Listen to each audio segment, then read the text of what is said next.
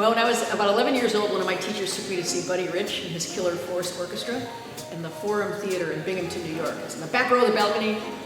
That band came out and hit so hard. Never heard jazz in my life, and I freaked out. Every hair on my body stood up. I had goosebumps all over. Adrenaline surged like going down a huge roller coaster. I ran home and I said, "Mom, I'm going to be a big band drummer." And I did it.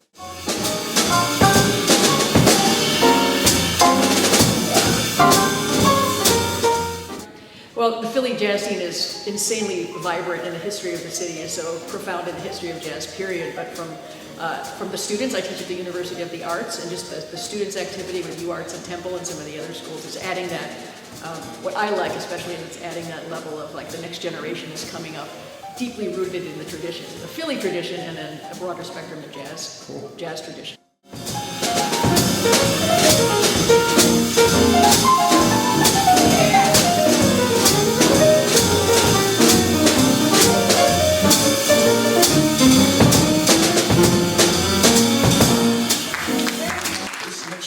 Absolutely a true song. It happened, and after a while I wrote a letter to some big publisher about this incident.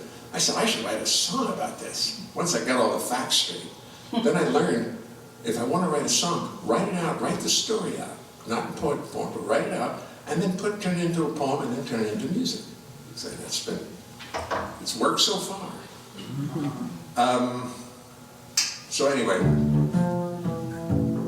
the song starts with me being asked to go out to Los Angeles to play a convention.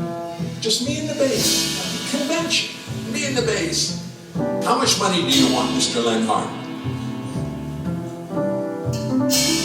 I want $10,000. How's 500? All right, we're going to negotiate. I'm going to slow down too. This is too fast. We're going to ask. I came back with 7,500. They thought about it and came back with 500. Yeah. I said I wasn't going to go for less than 5,000. That's it. And sure enough, we went for 500. So I walked on the plane first class, TWA. We all remember TWA, or some of us do. I got on the plane, sat down in first class. They bought me a first class ticket. I sat down, and a little white-haired gentleman comes aboard and sits down right next to me.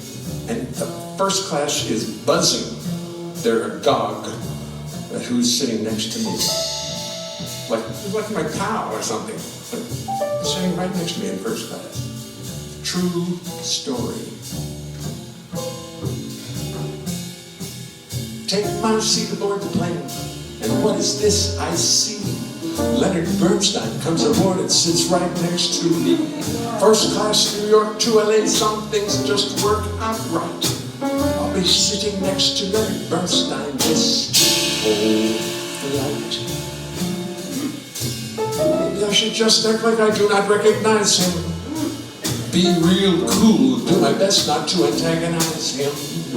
Now we're rolling down the runway, next stop is LA. I am nonchalant like I ride next to Lenny every day.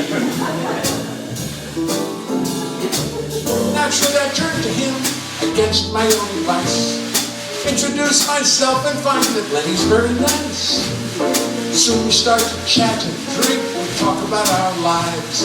We talk about our children and our wives. But what a lovely fellow, what a lucky day. Me and Lenny side by side, New York to LA.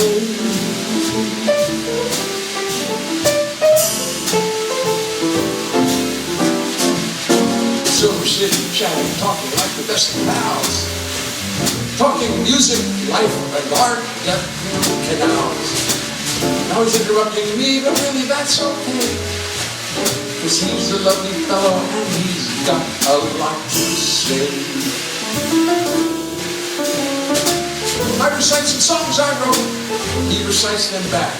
For poetry and music, he seems to have a knack. He tells me that his new show closed, now he's feeling beat, and he's not used to dealing with defeat. What a lovely fellow, what a lucky day. Me and Lenny side by side, New York to He